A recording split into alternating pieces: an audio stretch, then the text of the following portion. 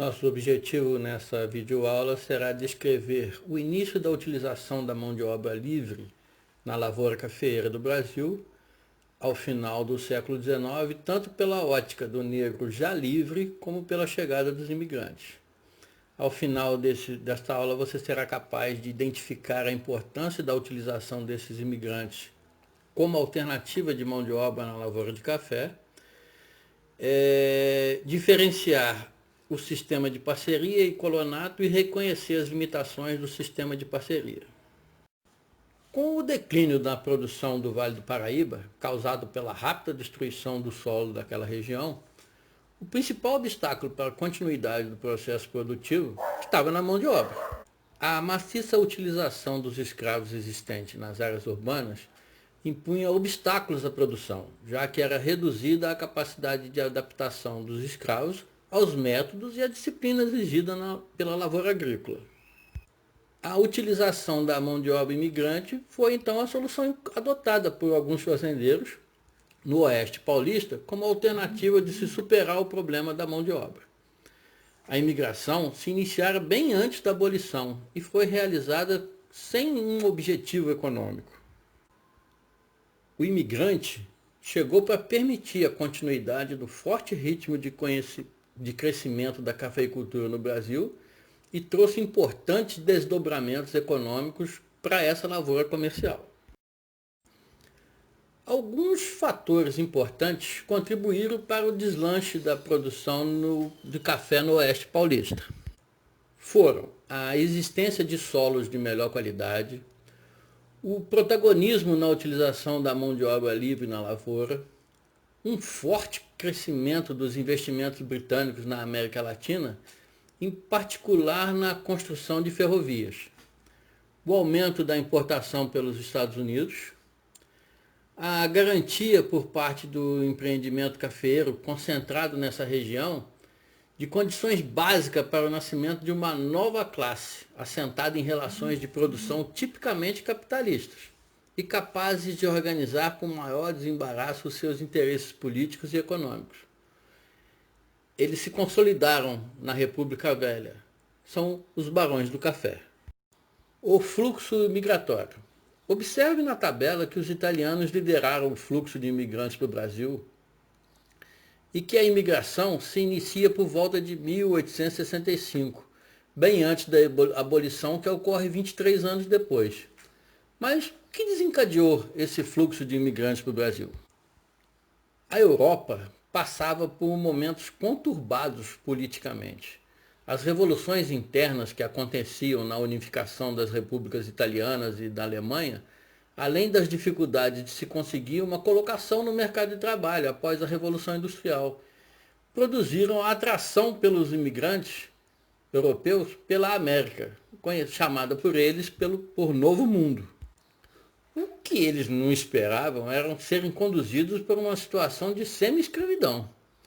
O transporte insalubre e caro, além de serem ludibriados pelos agentes que os contratavam sobre o que seria esse Eldorado na América.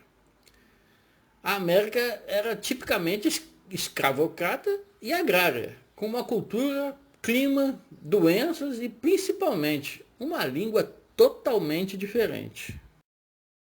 O sistema de parceria. A primeira experiência de utilização de mão de obra de imigrantes na lavoura cafeeira foi do senador Nicolau Vergueiro, sob o título de parceria.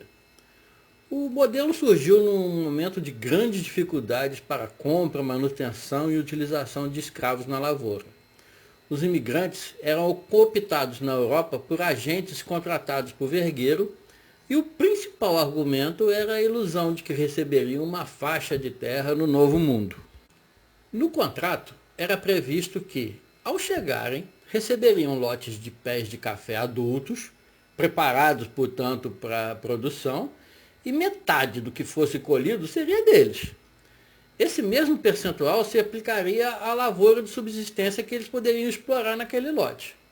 O que não lhes foi dito antes do embarque é que teriam que arcar com os custos de transporte, impostos e comissões que dava origem ao nome parceria. Todo o processo de comercialização e contabilidade ficava a cargo do fazendeiro contratante.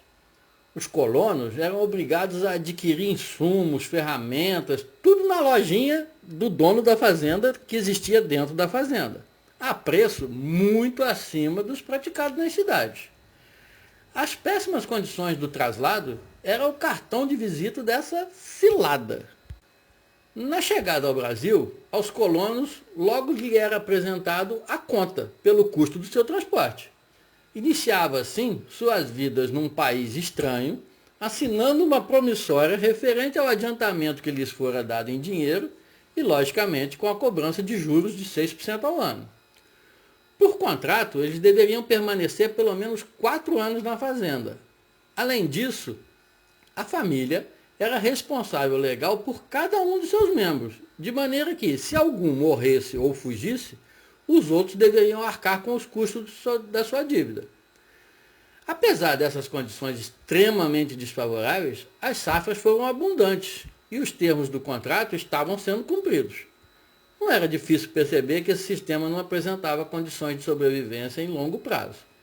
As raízes do fim estavam fincadas na base do processo. Era, assim, um modelo de escravidão branca. O grande problema do sistema de parceria dizia respeito à relação fazendeiro-colono, que era, na verdade, uma continuação das condições de escravidão nas bases de trabalho e no nível de vida. Da parte dos colonos, a insatisfação era óbvia. Do sonho de uma vida melhor, com novas perspectivas de realizações e ideias fartamente divulgadas na Europa no momento do seu recrutamento, passavam a uma realidade absolutamente distinta. As cláusulas contratuais, em realidade, prendiam os imigrantes à fazenda eternamente, sob um rigoroso controle e supervisão dos fazendeiros, como era a função dos capatazes com os escravos africanos. A moradia dos imigrantes era, em geral, uma adaptação das antigas instalações das senzalas.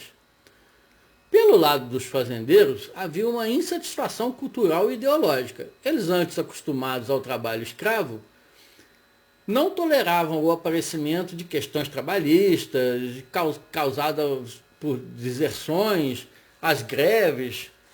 E, somado a tudo isso, uma queda de receita de exportação determinada, sobretudo, pelo substancial aumento da produção no Brasil, o que já era o maior exportador mundial do produto. Para os fazendeiros, os colonos, como eles chamavam, representavam a ralé da população dos países de origem, gente desordeira e pouco afeita ao trabalho, como eles achavam que eram os escravos, mas agora disfarçados na pele branca. Tratava-se, portanto, de uma situação insustentável. O sistema de colonato.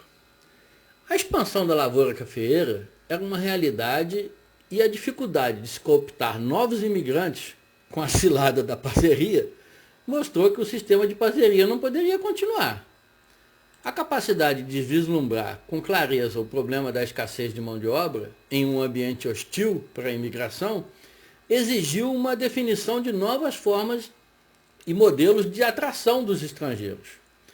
No final de 1870, o colonato aparece como um novo formato para garantir os fluxos de imigração para a cafeicultura, trazendo mudanças significativas. Além da mudança na forma de pagamento, agora direto ao colono, do total que era devido pelo seu trabalho na lavoura, o fazendeiro foi obrigado a arcar com as despesas da viagem do primeiro ano de trabalho e também foi concedido ao imigrante uma fatia de terra para o plantio de seus artigos de subsistência, sem a necessidade dele ter que dividir com o fazendeiro o lucro daquele artifício. Um passo fundamental para a dinamização do sistema de colonato foi a utilização do governo da província de São Paulo para custear o transporte para o Brasil, além da instalação dos estrangeiros. O governo paulista participava diretamente na contratação de imigrantes. Os resultados foram altamente satisfatórios. No final do século XIX, algo em torno de 800 mil imigrantes entraram no Brasil para a produção de café, garantindo definitivamente as condições necessárias para o crescimento da sua produção. Por fim, veremos agora como o sistema de colonato e parceria se diferenciavam. Ao contrário do sistema de parceria, o colonato não impunha condições de vida tão degradantes ao imigrante para a atividade produtiva.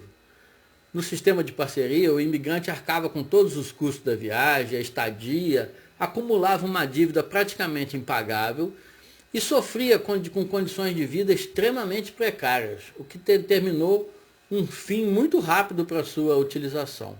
No colonato, com a participação do Estado no financiamento do fluxo, aliado a um processo mais geral de imigração europeia para o resto do mundo, a imigração encontrou condições bem mais favoráveis para deslanchar.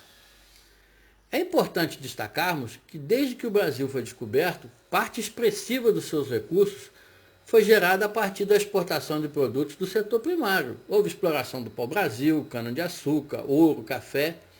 O esgotamento de um determinado produto levava à busca de um novo, que rendesse o sustento da economia.